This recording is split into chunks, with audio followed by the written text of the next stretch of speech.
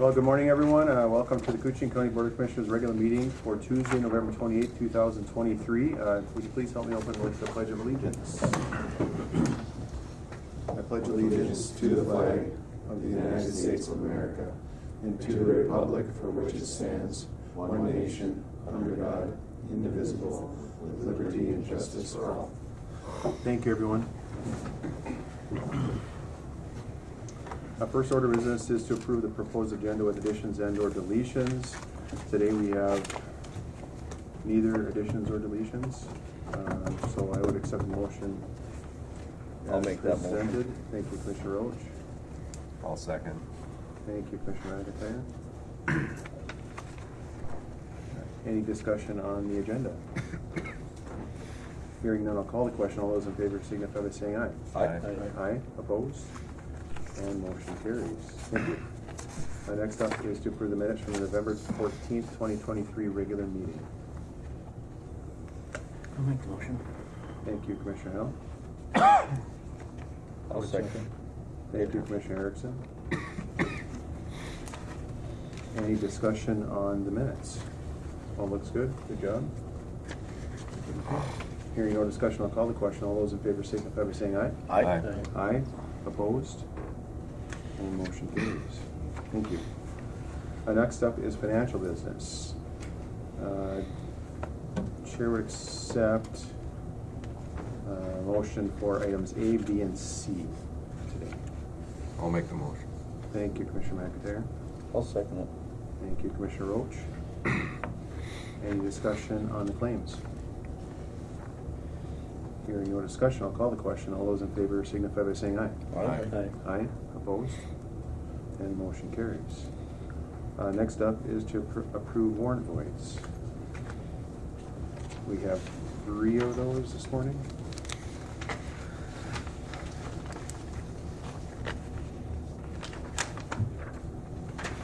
I'll make that motion. Thank you, Commissioner Roach. I'll second. Thank you, Commissioner Hill. Any discussion on the voids? Hearing none, I'll call the question. All those in favor signify by saying aye. Aye. Aye. Opposed? And motion carries. Thank you. The next item is to approve the 2024 elected officials' salary. And this isn't, we thought an annual type of deal, but we're just gonna be sure that we have this correct, or biannual, excuse me, and we can approve these annually, or? Statute, I understand it is, they must be approved annually. Okay. And they are following the contract, the actual hourly. Correct, we offer the same COLA as we did with all employees. Okay. Everybody had a chance to look at that? Any discussion, questions? It's good to me. It's a 2.5% COLA. Same as county employees was provided to elected officials for their 2024 salary. I'll make that motion. Thank you, Commissioner Roach. I'll second. Thank you, Commissioner McIntyre. Any discussion? Hearing no discussion, I'll call the question. All those in favor signify by saying aye. Aye. Aye. Opposed? And motion carries. Thank you. Next up is human resource business. Morning, Mary. Morning. And you have a few notice of hires if you want to run through those. Sure can. So today we have a notice of hire from Renisha Sari. She's been hired as a case aide with Public Health and Human Services. Her start date is December 4th. We also hired Stephanie Schmidbauer as a non-permanent part-time E911 dispatcher and correctional officer within the law enforcement center. Her start date was November 13th. And then also we hired Rory Walker as a junior engineering technician with the highway department, and his start date was 11/27. Those are the 3 notices of hire. Nice, thank you. And next up is a notice of promotion. Yes. Derek Boss was selected as the Director of Health and Human Services by the Board of Commissioners. He's currently the public health supervisor for Koochiching County. He will be starting his new position December 4th. Excellent. Well, congratulations, Eric. Thank you. Thank you, Eric. Appreciate you taking interest and hanging in there through the process. So I know it was a long, tedious process, and kind of going through what we did. Mary did a lot of work, really kind of expanded this search effort and stuff, and all in all, I think we went in the right direction, did the right thing with that regard, and here we are. So congratulations and thank you. Thank you very much. I appreciate the opportunity. Absolutely, thank you. With the promotion, I also am requesting a motion to approve opening recruitment to find his successor. That was created by, because he'll be leading and creating a vacancy. Okay. So we were authorized filling the public health supervisor position. Okay. So I will need a motion on that. You will. Okay, thank you. I'll make the motion. I'll second it. Thank you, Commissioner Hall. Thank you, Commissioner Roach. Any discussion? No discussion. I'll call the question. All those in favor signify by saying aye. Aye. Aye. Opposed? And motion carries. Thank you. And next up is to approve the employment separation. Yes, our full-time deputy sheriff, Charles Sari, has announced his desire to retire. So this is a notice of separation of retirement for him. It would be effective January 2nd of 2024. And then I also am requesting an authorization to fill the vacancy. And he's been here for quite some time, I think, and has done a great job, and he Yes. does lots of good things. I believe he's at 30 years or has exceeded. Congratulations to Charlie, and appreciate all his years of service. Yep. And wish him well. I'll make that motion. Thank you, Commissioner Roach. A second. Thank you, Commissioner Hall. Any further discussion? None.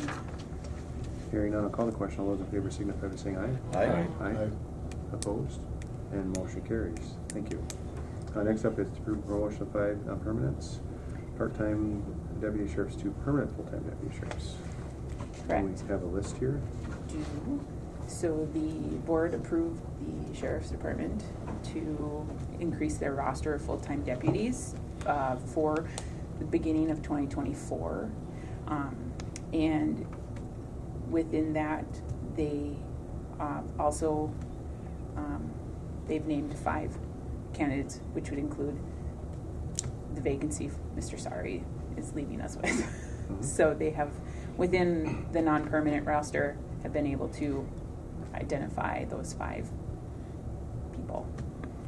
And just for the information, this has been kind of ongoing for many, many months here, since probably the beginning of the year. I think, in early summer, I think this has been discussed along with the budgets and things like this here. And then obviously when the increases in some of the revenues, from said budgets that were here, I think it's a concern. And that's not the only concern. Obviously, money is always a concern, but I think that the actual staffing model that we currently have is a little short-staffed, not enough people on throughout the day, and I think that affects the coverage too. So the coverage will be better. We're going to have two staff on, plus your daytime people that will be here. Plus you have your administration people that are obviously throughout the week. So this is really going to beef that up and kind of give another layer of protection for the officers and for the public too. So I think it's a good move in the right direction. And I know that John and Perrin have put a lot of time into this too, so certainly I appreciate their efforts. They can speak better to it than I, because I know they did all the details with yourself and Janelle. Yeah, this was in Adam, so. place before I even came on board, Right. it was moving forward. It's been moving, so we had lots of discussion, I think. So I mean, if anyone has any questions, certainly direct them, to myself, Adam, Perrin, John. They all kind of are on board with all this here. So, but with that, I would accept a motion to approve the 5 permanents. And there was some language here that kind of wouldn't allow us to do this earlier, so we had to kind of change that here at a board meeting previously to allow the part-time be part of this roster schedule, so they could technically move ahead. without having to go through the actual formal hiring, well, not the hiring process, they have to test, but they were able to go from a part-time to a full-time position seamlessly, where it wasn't allowed contractually before, so. Yep. Is that correct? Yeah, It's there close? was some contract language that would hinder some but not others. And so we worked with LALS to resolve that, and everybody came to an agreement on how to proceed. Excellent. I'll make the motion to approve. Thank you, Commissioner McIntyre. I'll second it. Thank you, Commissioner Roach. Any discussion? Any no discussion, I'll call the question. All those in favor signify by saying aye. Aye. Aye. Opposed? And motion carries. Thank you. Now we have the real ESST. Yeah, earn, sick, and save time Yes. policy approval request. So this was brought before Personnel Committee for evaluation as well. And so this is basically the draft that has been evaluated by our labor attorney as well as the county attorney. And is basically ready to be adopted by the Board of Commissioners so we can start the next process, next phase of the process of implementation. So we're looking for approval or a motion to have this effective January 1st Yes. to meet the statutory requirements that were effective that date.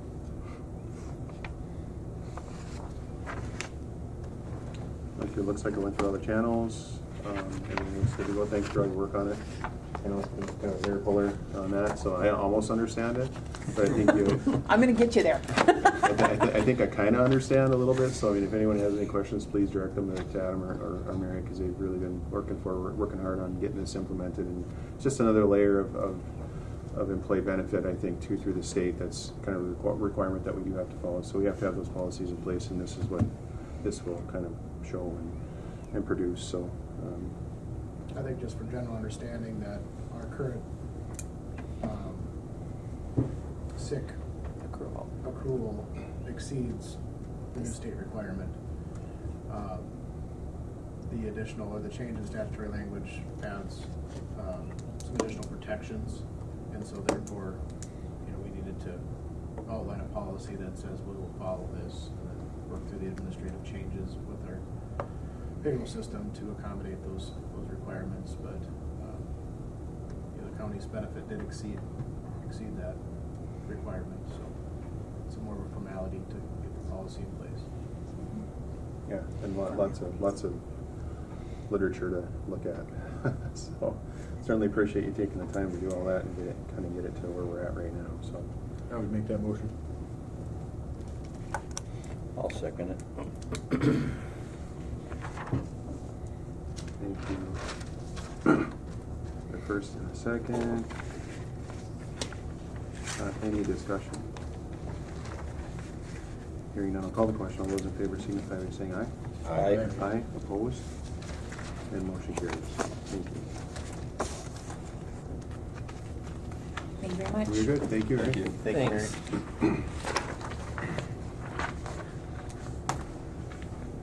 Next up is 2.2, Commissioners to Ambulance Steering Committee.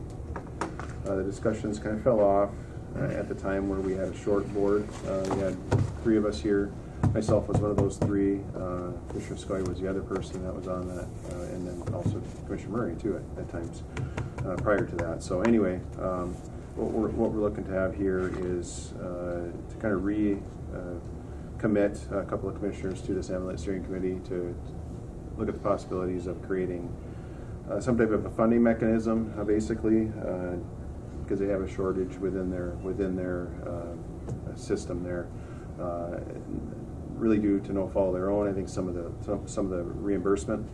reimbursements are much lower than what the costs are, and I think our rural area here, as rural as we are, some of these trips down the highway cost more than what they can recover. I said so they go backwards with not every call, but a lot of the Medicare calls. They get compensated to a certain amount. Long story short, that it's not enough to what if it costs $1,000 to go to Duluth on Medicare, for any type of run minimum, and they get reimbursed a little over $500. So it's a losing system anyway around. So it's kind of a community problem here. The largest it serves probably 9,200-9,300 people are within this ambulance district. So it is a community issue. Not just a community issue. I think it's also a state issue and a federal issue.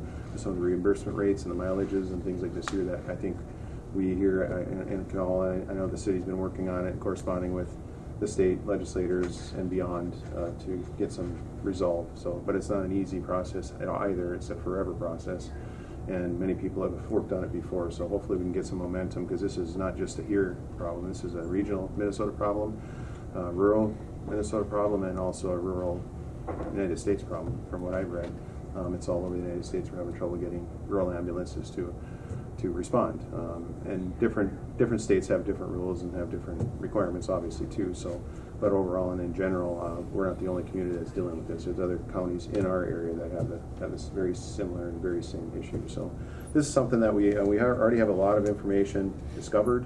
We have a lot of numbers gathered, a lot of what ifs, a lot of these things have already been kind of discovered. So it's not going to be a terribly long process, I don't think, before we have some type of a decision to bring forward, I think. So, but overall, I know they do a good job, and they certainly cannot continue to go backwards with their budget either. So I think we need to kind of look forward. I think it helps all around with the emergency service area. I know that when we were stretched thin, like we are and like we were, it really does make a difference to have these people there. Because if they're not there, well, then you have a sheriff or a police officer that is doing that position, doing that job. And I don't think that they mind, and they do that. But I really know that I think they would also benefit from having that next level of care too. So available. So anyway, long story short, we're just looking for a couple commissioners. I would offer myself as a part of that committee as it was before, or not. I'll join you on it. I mean, it's obviously up to the board. Any interest? I'm, all have a big interest in this, I think, so, but, I can be a backup to either one of you, or, I've got quite a few people up there that are gonna be affected as he will, and I think we all got some to some degree, just some more than others, but. I mean, if anyone else wants to, take the lead on that too, I have a lot of information available for whoever, and we'll make sure that everybody has that information. We have minutes, notes, numbers from here to Timbuktu, I think, for different scenarios and different ways to look at it. So, but if we're all good with that, I would appoint Commissioner Roach, myself, and Commissioner Hill as alternate, if that's okay. Offer that as a motion. I would second it. I wish I could make the motion, but I can't. I'll make the motion. Okay. Thank you, Commissioner Hill. Thank you, Commissioner Erickson.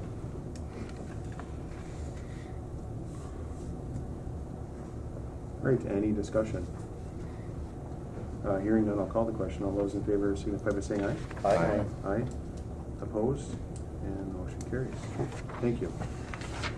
Next up, we have Justin.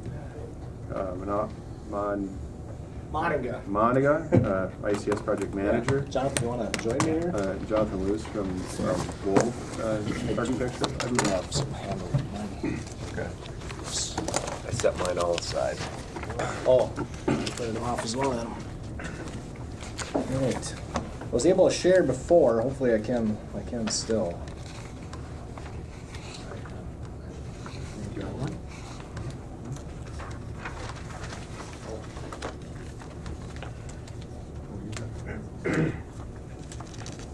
Oh, you want one in color instead?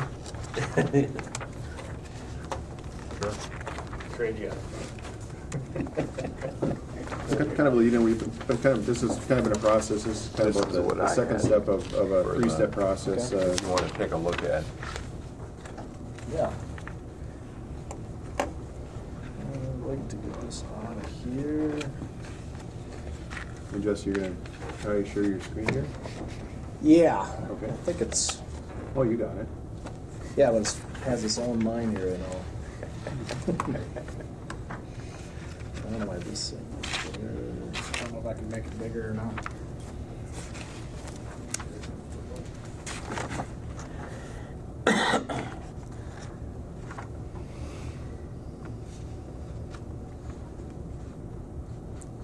Billy. Try to get that box out of there. It's not on my end. Perfect. Yeah, click that out of there. Got it. There you go. All right. As Jason mentioned, I'm Justin with ICS, construction manager. I'm Jonathan Loze with Wold Architects and Engineers. And this is the design development presentation. At the POC, we reviewed the plans, the DD booklet. This is actually the presentation form of it. So we're going to go through the DD plans. We'll go through the schedule, the pre-construction schedule and the construction schedule.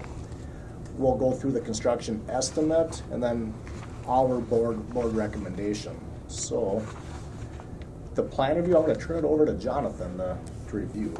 Sure. So I'll give you kind of a view of what the imagery of the building is sort of shaping up to be right now. And this is after quite a few months of working through just the layout of the plans and making sure that we've got all the parts and pieces sort of organized the right way. Certainly a lot of work from the POC group and from the sheriff's office and Carrie and input from others. And you'll see the sort of fruits of that work further in here, but to start with just some of the imagery of the building, you're looking at what would be sort of the, I guess the southwest corner, so where the main entry of the sheriff's office and jail would be here. On the left side, the far left would be basically where we're sitting right now. You don't see that in the picture necessarily, but that's just like right along that wall there. So just to give you some orientation of where we are. Really that corner piece that you're seeing there is mainly just the sheriff's office, and then extending on beyond there is where the rest of the main jail would be, which is really the bulk of the square footage of the building, but that can be kind of overpowering sometimes, and so we felt like from just a community standpoint where people are going to be visiting the building more often, really coming from that south side made the most sense. And so that's sort of your first view of this space, and then as you get further back into the facility, basically further north, you're going further basically into the jail as well. Certainly, we welcome any comments. I appreciate that, and we can respond to those today or have a discussion with the POC. But if there are questions along the way here in our presentation, please let me know. There's some pretty detailed stuff in here that I'm probably going to breeze through a little bit because it gets to be pretty laborious. And mostly just to show everybody here how much work we've done to get to the point where I think the POC and the sheriff's office and other stakeholders feel like they're really ready to move this thing forward. So just a testament to their work more than anything. So show you kind of just some of the images. So this is from directly elevation from the south side. You see on the far right hand side is where the main secure sort of jail sally port would be, where arresting officer would bring a detainee into the facility. And then as you go to the left, there's a sheriff's garage and the rest of the facade of the law enforcement center. And then again behind there, and it's sort of hard to get that depth perception as you're looking at this, but behind there would be sort of the taller portion of the jail and the mechanical and sort of infrastructure stuff that supports that. And then as you look, as it sort of extends off to the left, that sort of third layer back there, that's actually that secure link that connects over to the judicial building here, which was definitely one of sort of, I think, the key components of this facility is to have a good way to get inmates securely from the jail over to courts without, traipsing them through the whole building and bringing them past, potential jurors or the public or, maybe one of the victims or something like that. It's always a just major risk when it comes to those court proceedings and bringing inmates through, not to mention just potential safety risks as well. So that's what that sort of piece there is that you're looking at.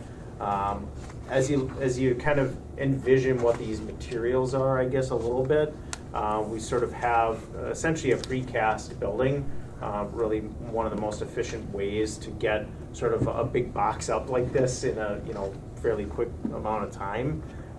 Lead times on precast have been coming down. At one time I think they were over 50 weeks, and so in the past year it's really come down quite a bit to make it still a very affordable way to construct a facility like this.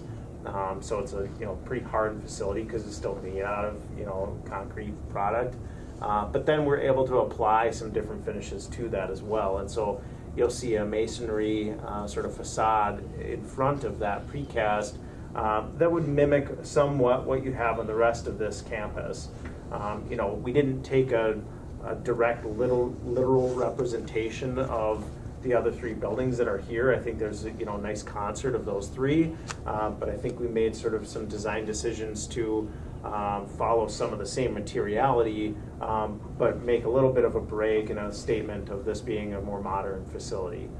So it speaks to just that it is a newer building and it provides those newer services, but in the background really, and you'll see this further in, I think the tenets of safety and security and sort of really focusing in on staff and the public are really followed throughout this whole plan that we've come up with.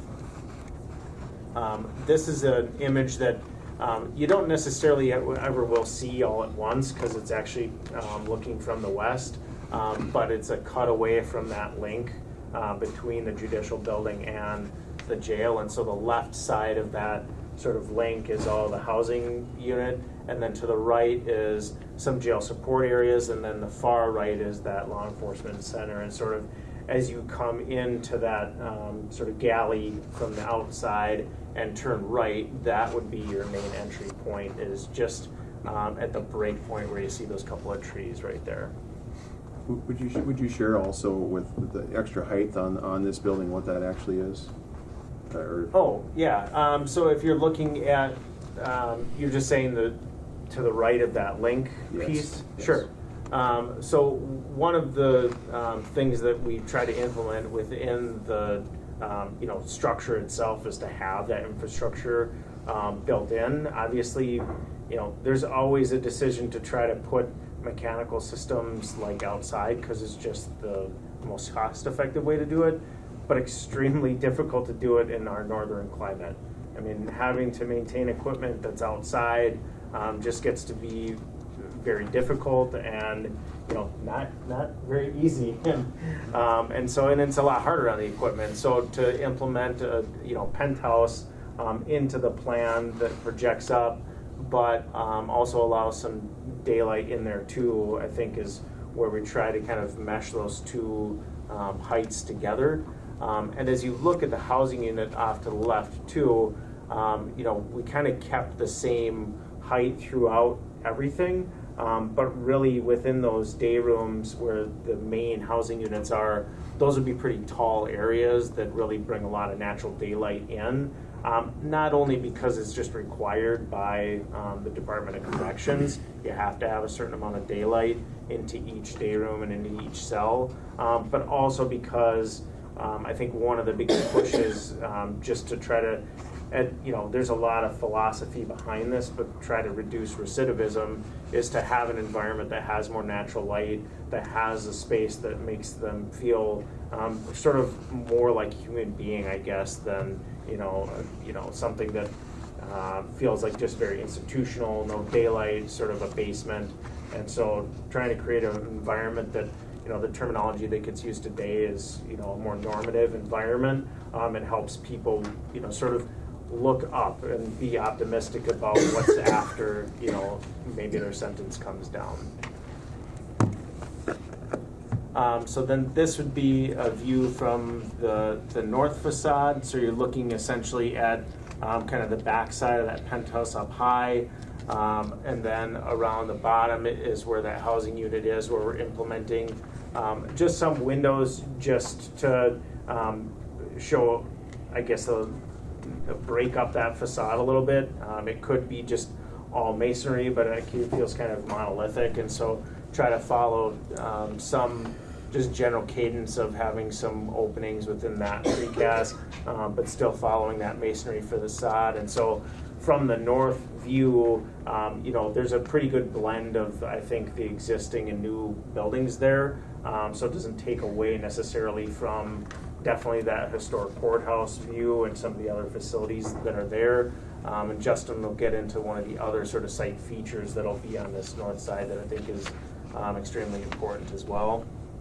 And then this is a view from that east side, and really this is just a view off to the property line and the bank, and so there's really no reason to have anything there. There's only like one really emergency exit there and a way to sort of get equipment in and out from that penthouse as you're looking up there. So pretty much just the same masonry materials that you saw. So then we kind of jump into the building, and we've spent some time looking at the different materials that we would use within the facility as well, and bringing some examples to the sheriff and Carrie and others, sort of kick the tires a little bit and make sure it's materials that are durable and will stand the test of time. If you think about a jail facility, it really ages 3 times faster than a normal building. Because it's a 24/7 building, it's not a 9 to 5 shift within an office space. It's 24/7, and so not only is it open that much longer, but the clientele and the wear and tear that it sees is a lot more. And so just our history of going through jail projects within Minnesota and throughout the country, I think we've found some good materials that'll help last throughout. Certainly it doesn't come without maintenance, nothing really does, but I'm trying to find some materials that as you get further into the jail here, you'll see it, it might not be as ornate, but it certainly helps to protect it against the abuse that space could potentially see. This is actually just a view from the main lobby, so from the main entry. And so we've got some different carpeting in there, a more comfortable space and kind of welcoming environment for any public that might be coming in for gun pyramid or something like that at that main counter that's sort of towards the back there. This would be sort of the main gathering area for the deputies, and so one of the things, and I'm glad it was sort of earlier on the agenda, was to talk about having some hiring some more, transitioning some more people into full-time staff. Is not only do we look at this facility in terms of how things work today, but we really had to plan for what was going to happen in the future and accommodate for changes, not just in staffing numbers, but on how inmates might change, the mix of different inmates and classifications, but how the sheriff's office could potentially adapt to different departmental changes as well. And so this is sort of an open area where deputies would come in and they can do their report writing. There's a break area sort of off in the distance there that you'll see. And then as you continue down the corridor just off to the right there, that's where the main sort of administration offices will see.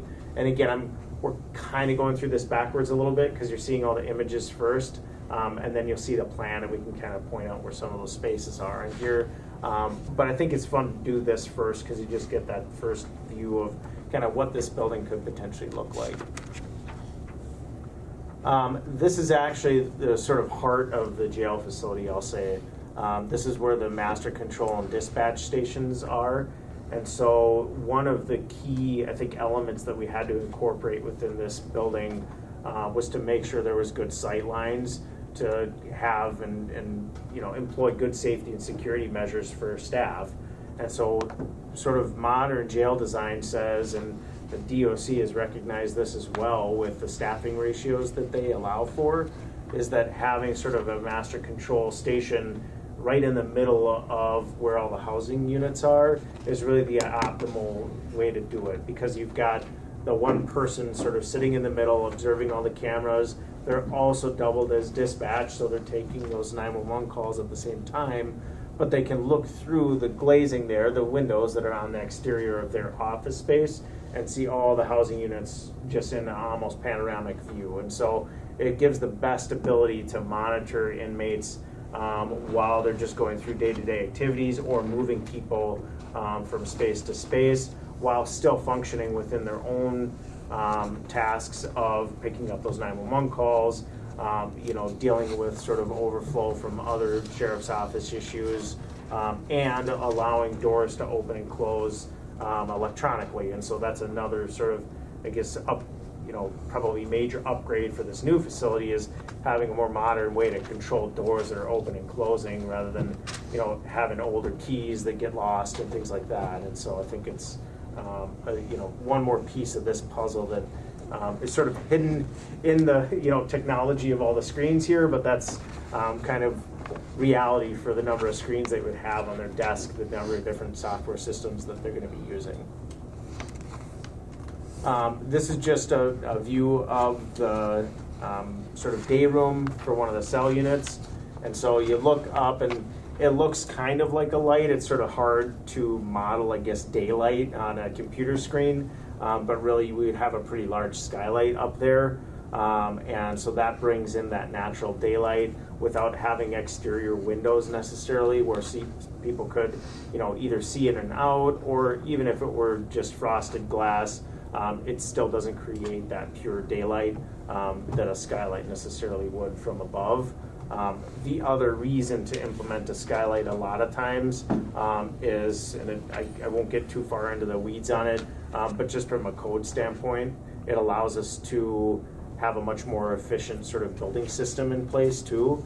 And so that's another sort of motivator to have a skylight. And I know that there's often, a lot of people that sort of shudder at the idea of skylights, especially where you get a lot of snow. But really, I think that comes down to just good detailing and good construction.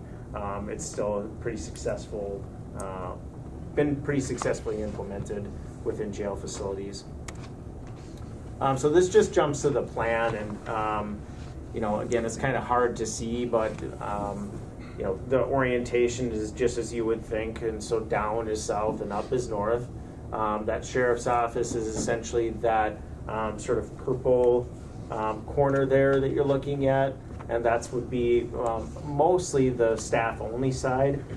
Again, I've talked about some of the different things that we tried to implement within this plan, and one of those is creating that separation between staff and public. And so really you'll see sort of that white area where it might stop at sort of the end of that lighter, I guess it would be like a yellow color or something here. That would be really the end of where the public would be allowed to go into. But that whole purple area is really just dedicated to the sheriff's office. And then just some of the other jail support areas that I already talked about. Maybe we'll just start clockwise because you already saw that south facade of the Sally Port. You've got kind of the Sally Port that comes up, the main booking area, the housing units that all sort of wrap around that master control piece at the top of the center essentially. And then on the left side are where you have all your programs and rec space. And that's another one of those areas that right now, really from a programmatic standpoint, is severely lacking. And so I haven't really talked about it a lot, but there's pretty clear requirements that the DOC has for the amount of space that inmates need to have per square footage per inmate, the amount of daylight, I talked about that, but then the number of programs and additional sort of support spaces that have to be there. Right now, you haven't gotten a letter from the DOC saying they're going to sunset your license, but there has been other counties that have said, your jail facility is just no longer even close to meeting these requirements, and it usually becomes a safety or security risk where it kind of tips the scale. But I would say commend this board for being proactive and getting ahead of that, not waiting until the 11th hour to make a decision to sort of reinvest in the jail and the sheriff's office and do things right. So this is the sort of area where I might skip through a little bit. I spent quite a bit of time talking about some of the materials and images, a little bit about the plan. As I said before, one of the things that we do, I think, is spend a lot of time with staff talking through these spaces. And sometimes we talk about, where is an outlet going to be, or where are you going to put, your fingerprinting machine, and it really gets down to that level of detail because we have to know exactly how every space is going to lay out when it opens on day one. We can't be scratching our head saying, "No, we didn't think about that." So that's just one component of what we'll call really our user group drawing process, and so that's what these all represent, is that feedback from the sheriff's office and the jail department. But the other thing I'll say, and this is really continuous along the way, is we spend a lot of time going through sort of scenario-based planning as well. And that extends into the court space also. And if you ask Carrie, she'll say, yes, we've done this quite a bit, is always talk about, okay, well, what happens if? That's always the first part of our question, because it's not just about the solution and the plan, it's what will happen when somebody actually shows up in here. When you bring an inmate or a detainee that's combative, or somebody that's sick, or a sheriff's office that's short-staffed, and you only have 1-2 people on at night, how are you going to book multiple people at once? And so it's not just about necessarily the plan and the information that's in there, it's all about the scenario and how it actually functions. And so I think those discussions are more fruitful than anything when it comes to really making sure that a facility is planned and will work not just for today, but pushing the sheriff's office to think about how do they want to do things differently, because they're kind of stuck with the building that they have, and so they've found ways to adapt around their different models. But that's where we come in and say, okay, well, this is how some other modern facilities do it. Would you consider this approach differently? And sometimes it works and sometimes it doesn't.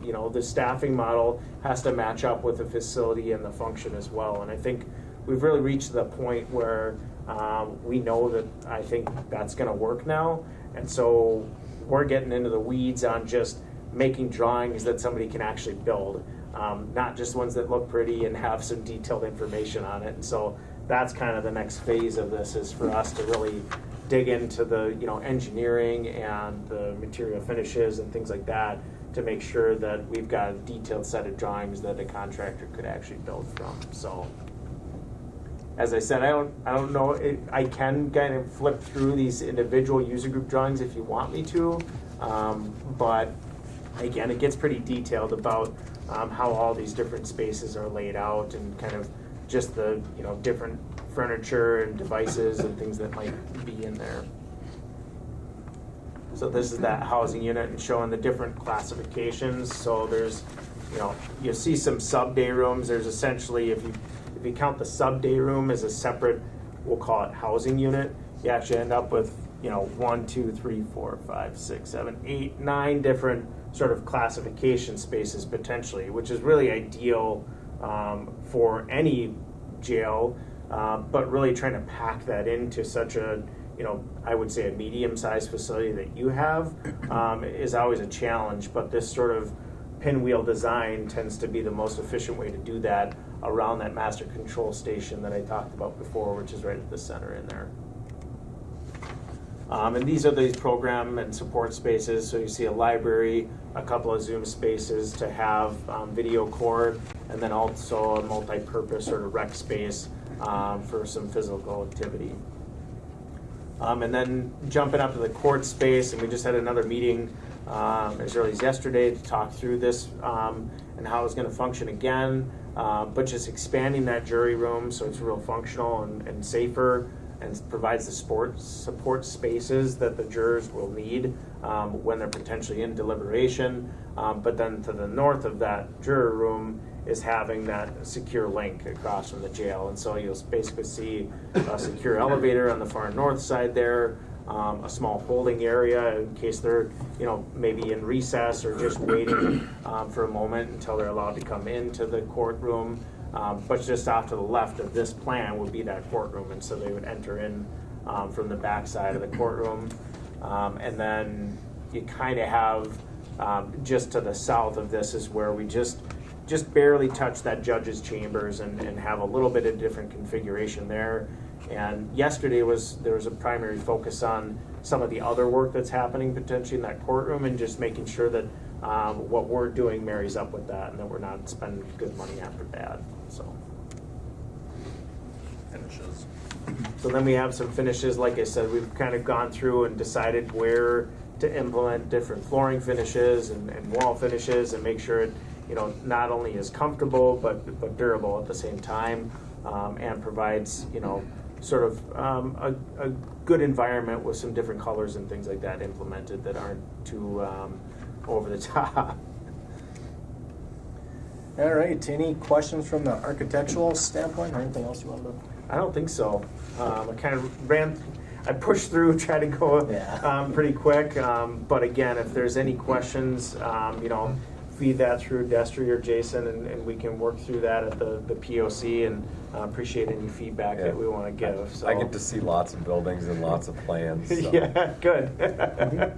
Yep. All good questions on here.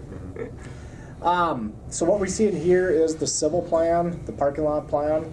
I apologize, it's small. I was hoping I could see or be able to blow it up a little more, not looking like I'm going to be able to. But on the south side here, you can see the new entrance going into the facility, parking on the south side. We did confirm all this curb. If you can see my cursor moving around, that's all mountable curb, meaning we can push snow over the top of that curb. Asphalt parking lot, sidewalk around the perimeter. Then on the top plan, or the north side of the plan, you'll see the relocated memorial as well, and how that connects to the existing or the future facility.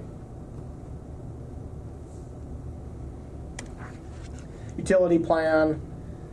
We have new storm, new water, new sanitary feeding the new facility. That's really what I wanted to highlight here on the south side. Here we got water, sanitary, and storm. Oh, what did I do? One too many.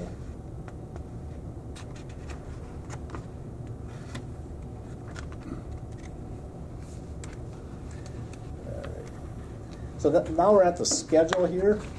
A lot of you've seen this schedule. But starting with the pre-construction schedule, design development, we're presenting today, and then we'll be moving right into construction documents, as Jonathan alluded. That's really when we start making or putting together buildable plans that we can actually construct. So the construction document phase, being done with construction documents early part of February 9th. Coming to the board for approval Tuesday the 20th, around that time frame. I believe we have a board meeting. I believe I did confirm that. Out for bid early or late February, with a bid opening of Tuesday, March 19th. That's our projected bid day. Construction. As soon as road restrictions are up, we want to break ground. So more than likely May 20th, maybe a week later. Somewhere around that time frame, we want to break ground as soon as road restrictions are up. Construction prior to DOC activities through July 29th of 25, and then a good chunk of DOC activities after the construction is done through November of 28, 2025. Any questions on the schedule? So we went through and did a design development estimate. This is, should get this here. This is the summarized version.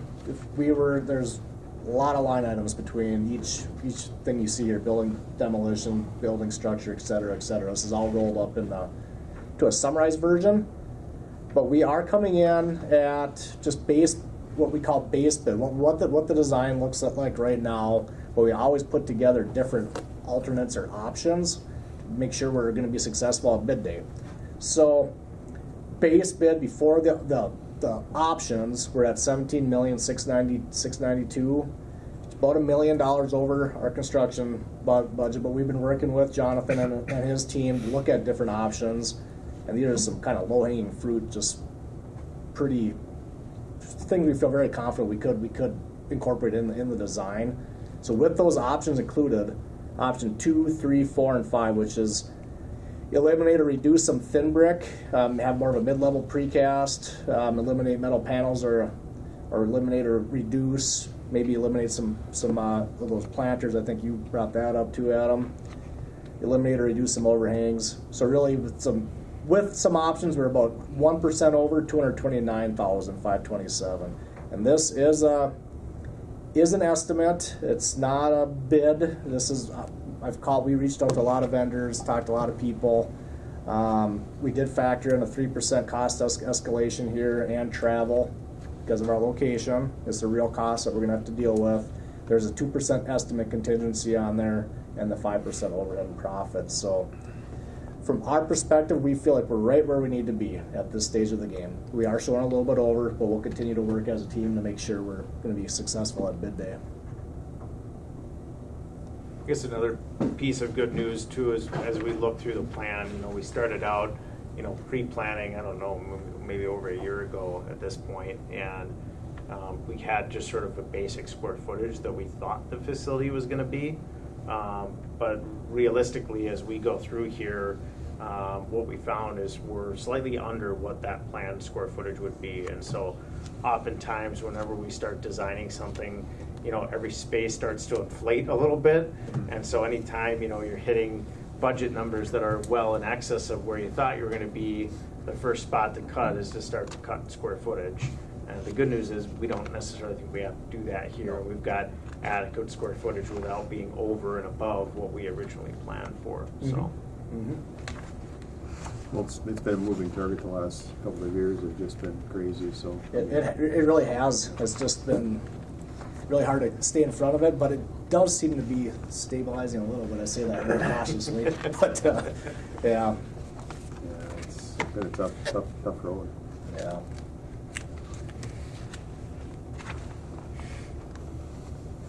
So, board recommendation, we recommend to approve the design development drawings as presented with the authorization to proceed with construction documents. And with that, I'll open up to any additional questions you might have for us. What would be a typical number of bids that you would expect on the? Yeah, so we've been looking at the work scope package. So we'll break out multiple work scopes, meaning like earthwork / civil. That'd be one prime contractor work scope. Concrete could be a separate work scope. So we're trying to develop our strategy on what that's going to look like, because our entire intent is to get the most coverage or the most interest as we can for this project, spur up the most interest. It's probably going to be anywhere from that 8 to 10 work scopes is what we're thinking. So our goal for each work scope is to get 3 numbers. Will we get 3 numbers for each work scope? Probably not, but we'd like to at least get 2. So 2 to 3, we feel pretty good that we're getting a fair representation of what the market is. If we do get 2 to 3 numbers, that's why again, developing our plan of having the right work scope package so we get that coverage is really important. Yeah, that makes sense. Yeah. Okay. So you're basically going to split some of these main packages out. Yes. Any other questions? Anyone? No. I think it all looks great, honestly. I know you've done a lot of looks work good. in a lot of meetings, internal meetings, like with Carrie and staff. I think that reflect everything that's going on there. When you get into the nuts and bolts and the real finite details, that does make a difference. And like you say, you want to do it right the first time. So Right. I think being proactive and looking ahead as far as we can or dare, and trying to implement whatever we need to do as we go here should be also kept in mind too. So things seem like ever change with that type of stuff. So certainly appreciate all your patience and support too. So appreciate all your work with that. Part of the process. Yeah, for sure. It really looks good, really good. I wrote a couple more things on there if you want Okay. to look through them Yeah, when you get some definitely. time. Appreciate it. So if there's anything else or no other discussion, I would ask for a motion to approve the jail design as presented. And obviously, this is a moving target still. There's minor changes and details and stuff that we can look at, and cost savings here and there, perhaps. We'll always be open for that discussion. So I'll make the motion. thank you, Commissioner Roach. No second. Thank you, Commissioner Hill. Mr. Chair, Yes, please. does that include authorizing construction plans? Yeah. Yep. Yes, let's add that to the motion. That's okay for you, and authorize construction plans That's okay with your Yep. motion? Yep. All right. Any further discussion? Anything else? Thank you again for your presentation. Thank you. Thank you, guys. If there's nothing else, I'll call the question. All those in favor signify by saying aye. All right. Aye. Opposed? And motion carries. We are moving forward. Good work. Yeah, looks good. Many meetings to get that far. Oh, tons and tons of stuff.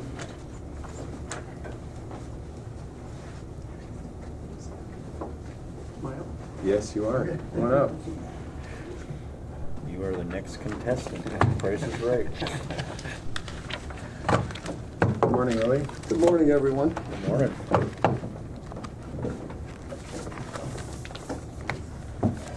You have a lot of details here. Yeah. In my packet, I gave you guys a copy of called a basic plan for our emergency operations plan. It's basically the first section of this.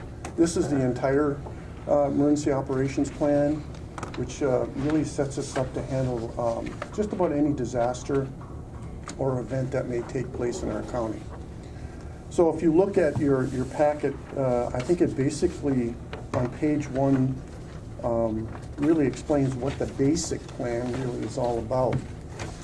And I'll just read that it provides a summary, a plan, a purpose, a format, a legal basis, and a plan maintenance, meaning that this is a living document. This entire, the basic plan and the operations plan is a living document, meaning that it's always changing, always updating.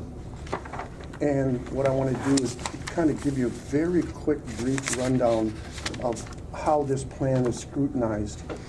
You're on year 1 of the planning process, and I don't believe you guys got a copy of this. This is basically a 4-year plan of how this plan is looked at by different agencies. In Plan 1, you can pass that around. Year 1 is really the board review. So prior to that, last year, I had Homeland Security Emergency Management Regional Program Coordinator look at this basic plan, and it was approved. So everything that's in this plan that you guys have read was looked over by Homeland Security and was moved forward. So now right now you're at the point where you have to approve it, and I'll send that documentation once that's signed to Homeland Security, and it'll be filed. And then I'm already planning for year 2, which is it's a regional board of 5 different agencies that come up, and they actually look at this plan in much more detail. And we want to always keep it updated so that we have, the plan is ready to go for any type of emergency. You know what? This would take hours and hours to explain, so I'm trying to bunch it all together on how this is run, but I think we're right on cycle. We're right on the year 1 of the 4-year planning cycle. And I'm just looking for your improvement on that. And any questions that you may have if you looked over the basic plan that you may have for me.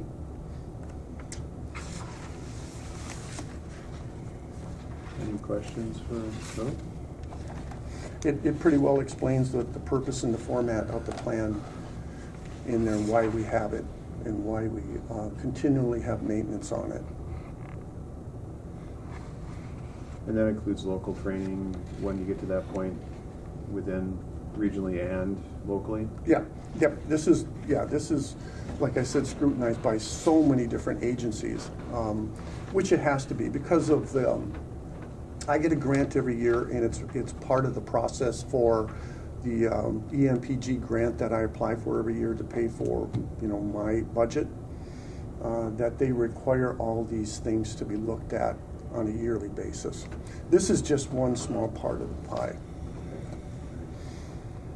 And you've had lots of practice over the last couple of years, right? What's that? You've had lots of practice over the last Oh, yeah, couple of years. yeah. with I think that not came into implementing, play in but- 2022. Yeah. And this kind of just shows that the makeup that we have on this. It also goes into the incident command or unified command, which is a team effort. We go on a unified command system on the ICS, and I think it was very highlighted in 2022 flood on how we all came together and how we responded, as a unified command to that flood. And it went very, very well. I think it was very well organized. And it goes back to this plan kind of giving us all of the direction and control on how we do deal with that flood or any emergency. So in year 2, now I'll go to that, the basic plan really covers the first 3 or 53 MNWAC items. MNWAC items are items that the state requires you to always update in your plan. So they scrutinize those 53 different items throughout the basic plan, which the regional program coordinator did last year with me. Now, year 2, the regional board will go through the 17 remaining MNWAC items and scrutinize that. And that's all of our chemical facilities that we have throughout the county to make sure that the evacuation plans are done and they're up to date, and that we actually label and identify where those facilities are. And I'll have to say that the emergency operations plan is not a public document. It's a document that helps us respond to different disasters because it has a lot of information that is not public, I'll say that. And now we have the hazardous mitigation plan, the multi-hazard mitigation plan that I just did in 2021. That's online, and that shows the people, that's to the public, and it kind of shows how we respond to different natural disasters. The emergency operations plan gets more detailed into very delicate areas of our county and the different chemical facilities and stuff like that labeled out. So 2 different things. I don't want to give people, confuse them with the different plans that we have. So that's what we're looking for, is to you to check off on the basic plan for the EOP. If you have any questions on that plan, I'd be happy to answer them. You put a lot of effort, a lot of time into this. I know that this is probably the tedious part. Well, this 37-page document doesn't look like much, but it took several months to do, and it's something that needs to be done, and I have a lot of help from Homeland Security too to make that happen. So it's right where it should be, according to the state. Well, thank you really for all your efforts. Thank you. Yep. I think anyone have any questions? Mr. Chair, Yes, please. just what you're approving is to sign off on this Homeland Security review form. Yes. Basically, you're attesting that it adequately addresses the 3 areas, that checklist in your packet. Yeah, and I'll take a copy of that once it's signed by the chair and checked off on there, and then I'll forward that form to Homeland Security. And that will end the process, and then I'll start all over again each year on another part of the plan. But yes, that will complete the process then. Chair would accept a motion. I'll make a motion. I'll second. Thank you, Commissioner Hall. Thank you, Commissioner McIntyre. Any further discussion? Hearing none, I'll call the question. All those in favor signify by saying aye. Aye. Aye. Opposed? Thank you, gentlemen. Appreciate it. Thanks, Phil. And Thank you. anytime you have any questions or anything regarding this or anything else, emergency management, feel free to get Well, hold great of me. work. Thank you for all your work, really. Thank you. Thank you. Have a good day.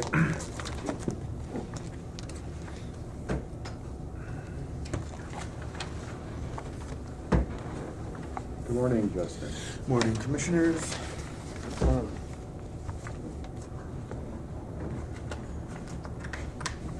Approve some surplus hardware. Yeah, so we'll start with that one.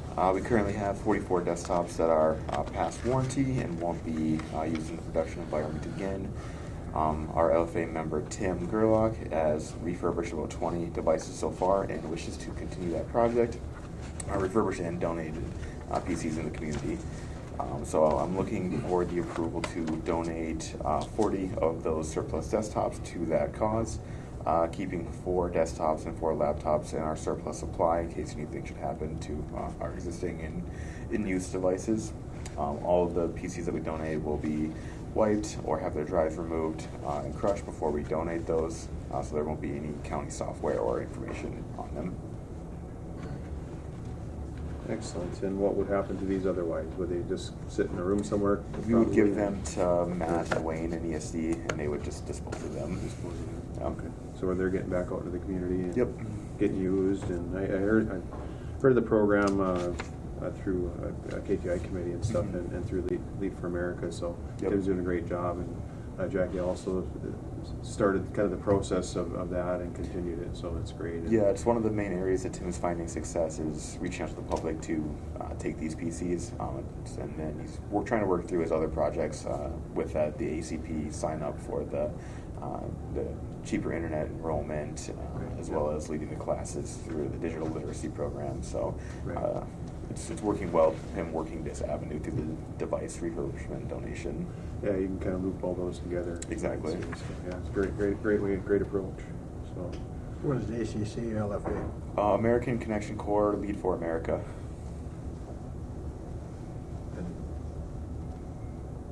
That they have a local representative? Yep, so we are hosting a member, is how it works. So we applied to get the member. We worked through all of that last year, got approved, and we had a member placed with us, and then they do a service term of a year. And prior to that, there was a fellow also awarded for not this year, but last year as well. So then the new fellow started, what, in September-ish? August? Yeah, August. I think. Somewhere in there. And Justin's tasked with kind of watching over that schedule and things like that and signing off on some of the things here. And what that person kind of works is community development for, in this case, digital literacy, and kind of getting information out there on all the different avenues of everything from computers to teaching people how to use them to knowing what programs are out there to help people and get some funding or get some help to have the internet at their home, because I know some of the prices and stuff, and it's all kind of related to it. There's a lot of those programs that are out there that people aren't even aware of, honestly. So you can, and some of this stuff that the state's working on too through their digital literacy program. We've been I've been a little part of it, and the other group probably more so. But we've hosted some of those ideas and questions and thoughts, and from different areas in the community, Mizpah, Big Falls, so forth, kind of get a state developing a larger plan for our area specific. So, and we had good participation on some of the problems maybe with why people can't afford, or we don't have the service, or whatever it might be. All those were kind of compressed into a plan on what we can do to fix that in the future. So, long story long, but that's kind of what just a small part of it all is. So thanks to Tim and Justin kind of keeping all this rolling. So Mr. Chair. yes, please. So we'll need a motion to approve them as surplus equipment and then approval to donate. So that's the statutory requirement.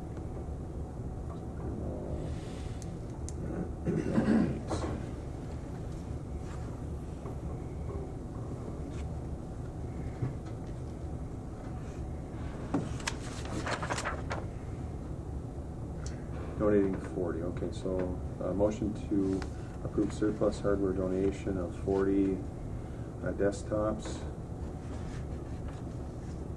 and to approve the donation. I'll make the motion. I'll second it.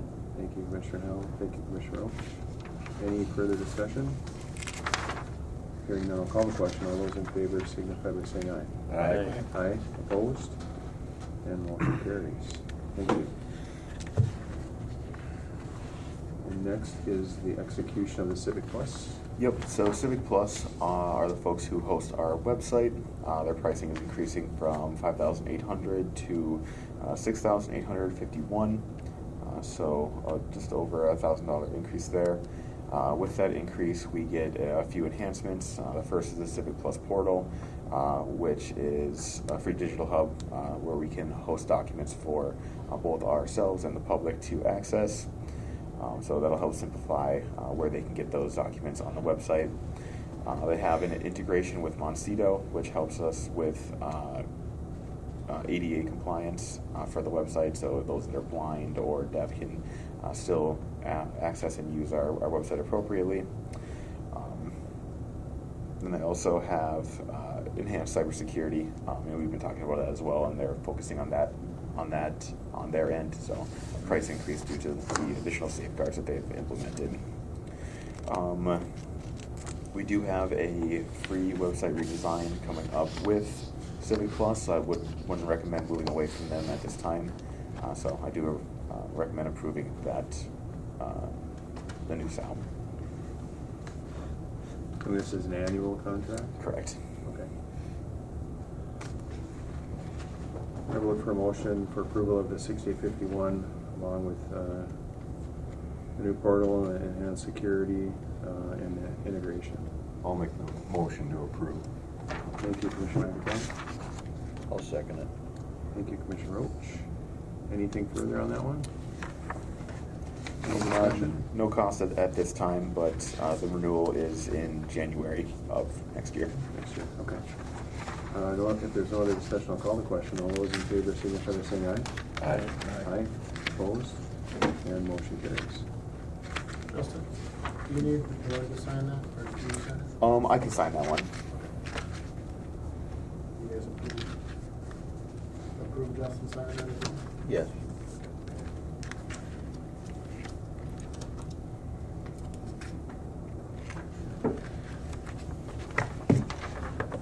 And next is to approve entering the MSIS agreement. Yep, so MSIS has updated their hosting agreement. Agreement will be going for 2024 going forward.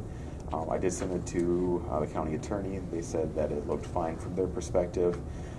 Basically, they expanded on a few sections, adding definitions and explanations of their levels of service. So nothing really changing in the terms of the agreement, just having more detail actually in the agreement. So MSIS provides hosting for several of the integrated tools we use, our tax software, our CAMA. They have integration for IFS and Cash Drawer. So a lot of tools that we use work through MSIS. So definitely would recommend approving the updated hosting agreement. Is this an annual contract as well? Yes. I don't know if we'll need to sign another hosting agreement next year. I think this one will just be for 2024 going forward until they see the need for more updates to it. Okay.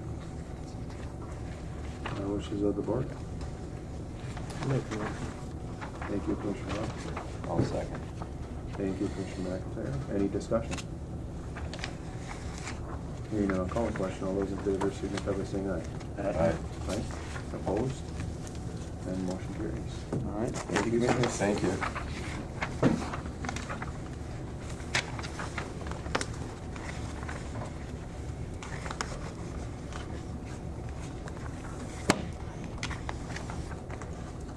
Good morning. Morning. Howdy. Good to see you. So this is my last time here. Oh, no, you're coming to visit. Remember, you told me that. You'd come and visit with us. Yeah, I did too. I did say that. So you have a few warrant void to start with, I guess? And Yep. kind of go from there? So we need the approval on the warrant voids. We have 1, 2,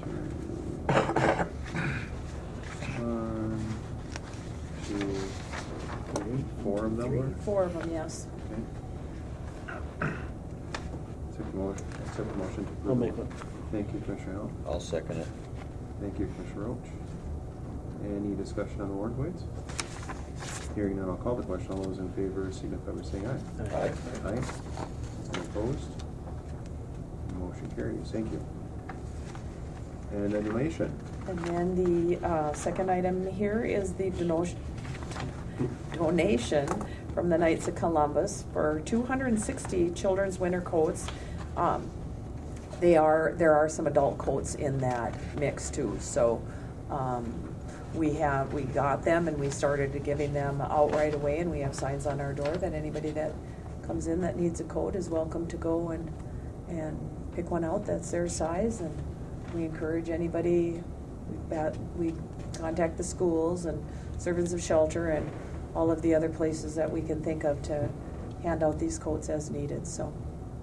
We still have quite a few, so if you know anybody, families. We had a lot of people actually waiting for them to come and had come in a couple of times asking when they would be there, so it's become a thing for us to do, so. Yeah, no doubt, and as after today, I think I'd be kind of needing them. Right. Hate to say that, but it's extremely cold this morning, so, but I certainly appreciate all the work that they do, and I know this is an annual event for Knights of Columbus? Yes, it's the money that they get from their snow cone booth on the 4th of July and stuff, so. Oh, excellent, yeah. Nice. I almost always, unless it's super cold, I always go there and get or Yeah, something. It's good it's worth the cause. Good to talk to those guys, yeah. I appreciate all their work, and, they have a good group of people there, so. Yes.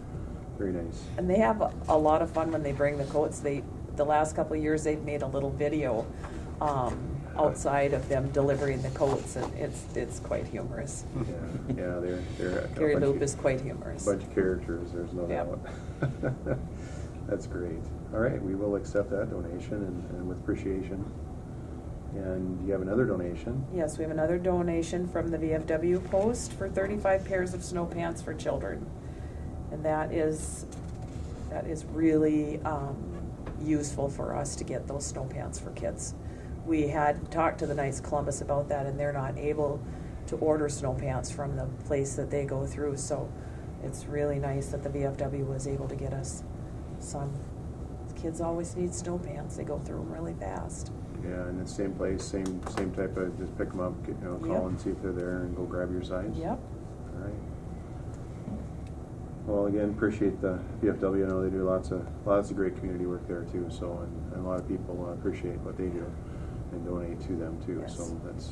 And we do send them thank you notes Excellent. Yeah, for their donations, so. Very nice to do that. I like the blanket, the baby blanket, so I'm kind Yep. of partial to that. So when the ladies, and it's always anonymous, you don't know who it is. But Right. It's really nice that they donate this stuff. So, and we will definitely accept that donation with thanks. And now we're going to acknowledge the completion of the 2024 Child Care Assistance Program, and Yeah, that's the program plan that has to be renewed. I don't know if it's every year or every 2 years. Some of these are it's every more than 2 1 years. year. Is it 2? Yeah, and this one begins on January 1st, 2024, and it has been submitted to the state. It should be on our website as well, and it's all done, so just for you to acknowledge the completion of it. okay, well, good job. So you got everybody listed here. I appreciate all the work on this. Annual renewal time, so it's Yeah. that time of year. So Yeah. with that, anything else on that one? I would accept the motion to acknowledge the completion of the 2024 Child Care Assistance Program with Koochiching County. I'll make the motion. I'll second. Thank you, Commissioner Roach. Thank you, Commissioner McIntyre. Any further discussion? Hearing none, I'll call the question. All those in favor, signify by saying aye. Aye. Aye. Opposed? And motion carries. Thank you. Would you like me to group the rest of, well, not the burials, but up to the burials together then? Yes, Those are all please. contracts, okay? Yes. So, the first one there is Northland Counseling Children's Mental Health Purchase of Service Agreement. That's for Northland to provide mental health services for children, both in the community and the schools.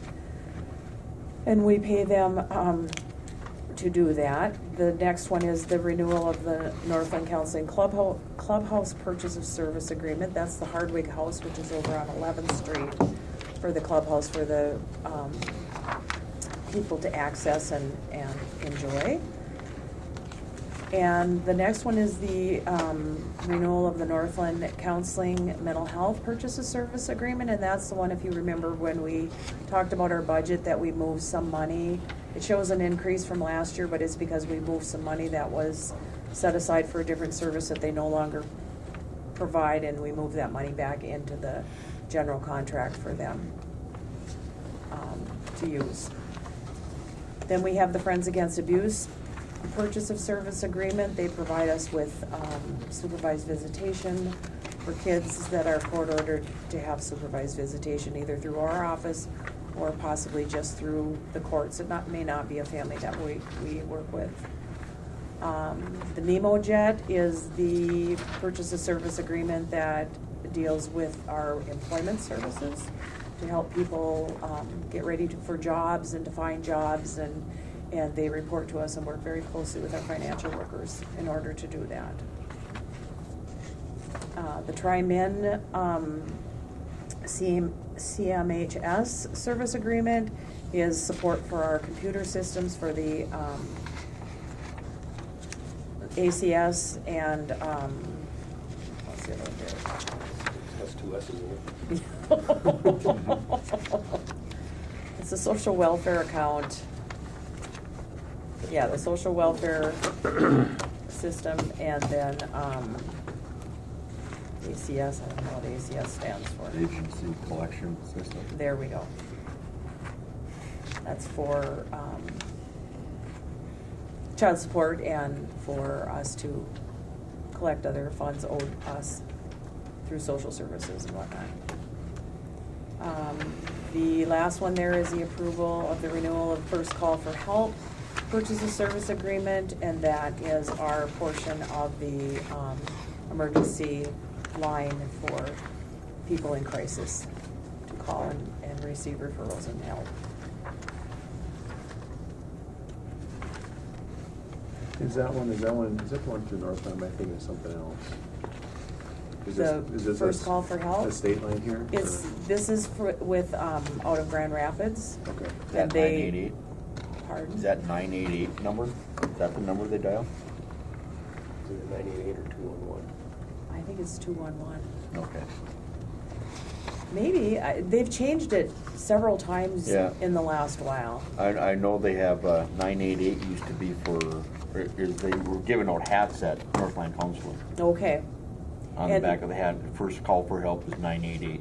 And it could have been, but I think they changed, I think they've changed it recently, and, because they merged with a bigger provider, and so now I think it's 211. Oh, boy. Yeah, they have posters up around town, and there's posters in our office and stuff too, with the Okay. numbers that you can call and stuff, but, I'm not familiar I don't remember when the last change was. It was fairly recent. I think it was in the last year Yeah. that they changed that. So, But available locally at least. yes. Yep. Nice. So with that, we will go and accept, I would approve a motion to accept the renewals for items 5 through 11. 5 through 11, yes, thank you. We'll make a motion. Thank you, Commissioner Hill. Second. Thank you, Commissioner Hudson. Any discussion? Hearing none, I'll call the question. All those in favor signify by saying aye. Aye. Aye. Opposed? And motion carries. Thank you. And then we do have one burial. Right. Accept the motion to approve. I'll make it. Thank you, Commissioner Hill. I'll second it. Thank you, Commissioner Roll. Any discussion? Hearing none, I'll call the question. All those in favor signify by saying aye. Yes, to sign Aye. all of Aye. this. Opposed? And motion carries. Thank you.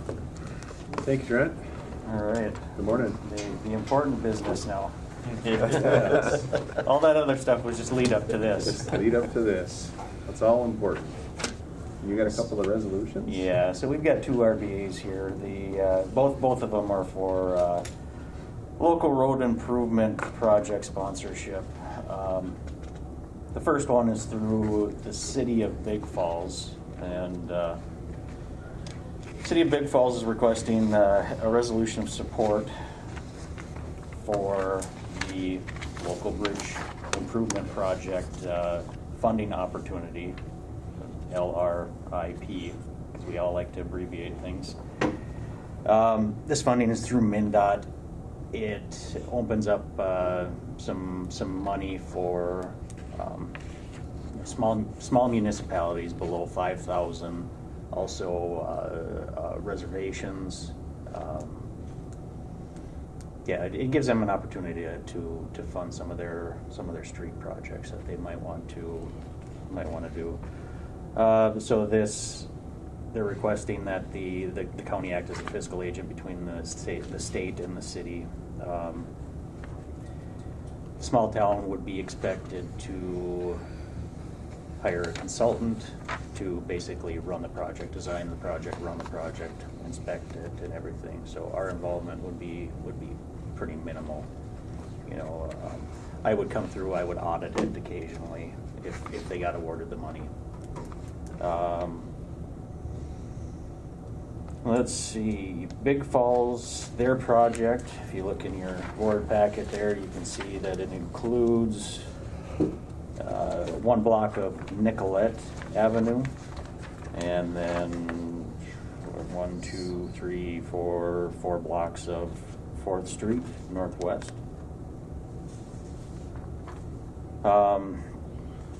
City of Big Falls has secured SEH as their consultant, and so has the City of Little Fork, for that matter. But yeah, I would recommend we provide them with that resolution of support, or resolution to act as the sponsor for the City of Big Falls. All right.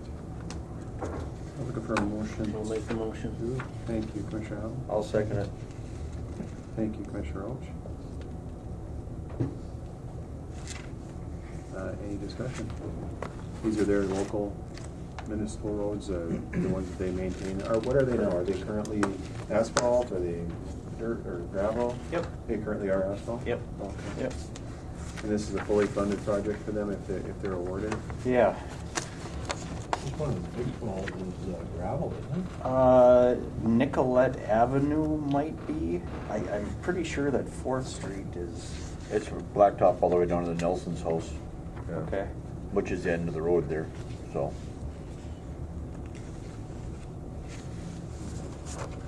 Yeah, I guess I would have to look at it again to make sure that, But They- the only asphalt I've ever seen in Big Falls is County Road 30. 30? Yeah. Whatever, they- I mean, yeah, it's good for them if they get it. And then if they get the funding, we would come back with another resolution as well. Okay, excellent. Any further discussion or questions? So we have first and second to adopt the resolution of support for the City of Big Falls, a local improvement project. So if there's no other discussion, I'll call the question. All those in favor signify by saying aye. Aye. Aye, opposed? And motion carries. And the next one is the Little Fork. Little area? Fork, yeah. And again, they haven't went through the engineer's estimate or anything, or any plan development here. They're just, when they submit their application, they'll have to have a rough idea of the cost of the project. And then if they get awarded, they'll get into further design. So they got that little stretcher from Main Street in front of the school over to 9th Avenue out to Cassaw 22. Yep, City of Little Fork, Main Street, and then up 9th Avenue. I think at some point here in the near future, they're gonna do 217. The state is gonna do 217 around that area, so, yeah, Little Fork wants to spruce up that area as well. All right. I would accept motion from Commissioner Hill. Second. Second from Commissioner Erickson. Any discussion? That one I know is paid. Yeah. For sure. I do too. That one's paid. All right. Any other discussion? No, hearing none, I'll call the question. All those in favor signify by saying aye. Aye. Aye, opposed? And motion carries. Thank you. Yeah, I think their applications are due, it's either the 8th or the 9th. December. Yeah. It's actually kind of surprised that more smaller towns didn't jump on that. You know, Rainier especially, they're always looking for some money for some projects. Speaking of money for projects, Trent, do you know anything about the slide on 11 there? If the feds have come through with any funding yet? Nothing yet that I've heard. It's gonna be back in the pavement again. This spring, it'll be back in the pavement again, but it's right It could there. be. It could be. They're still monitoring it and it's still moving. So, yeah. Help me understand a little bit now. That's District 1 It is. funded, Yep. maintained. District 2. They don't get along apparently.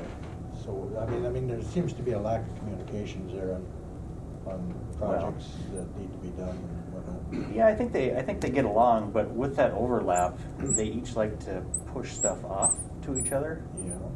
So, yeah, last I had heard that they were looking for funding to do it here in the very near future, and it was realignment of the road for, I think it was close to a mile. They had to do some realignment.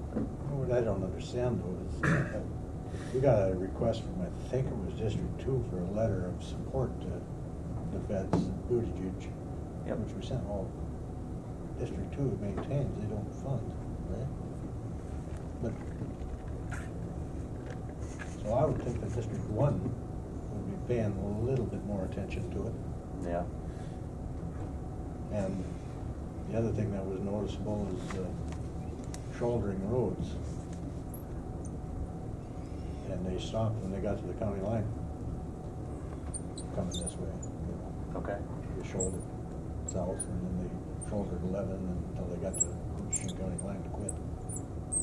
So I would assume that they either asked for and didn't get, or didn't ask for funding to keep coming. Sure. I can make a call on the slide area and see what the funding is looking at.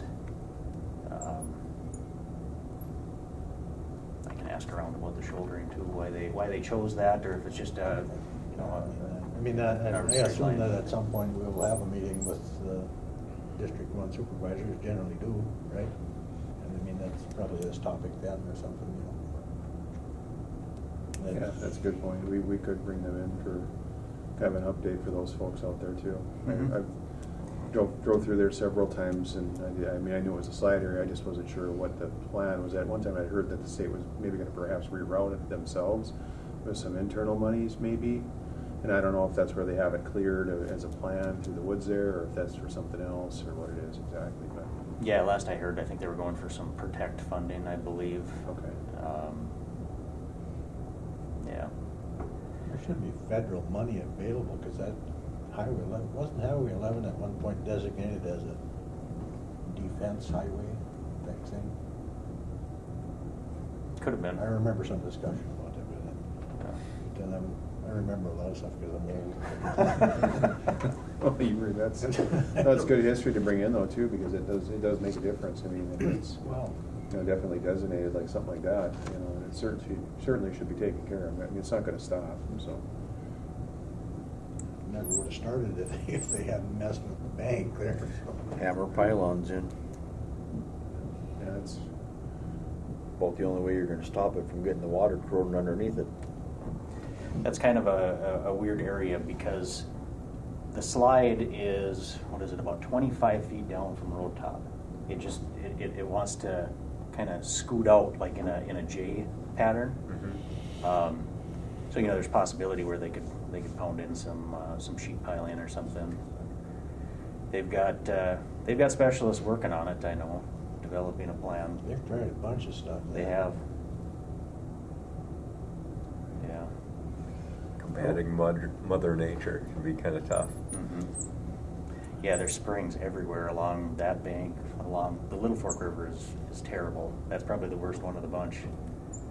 And then the fluctuation of the water levels constantly, that certainly doesn't help either. The wettest place you'll ever find is off the edge of a rock. Yeah. Yep. we'll move to the public comment. Is there anyone here or online for public comment?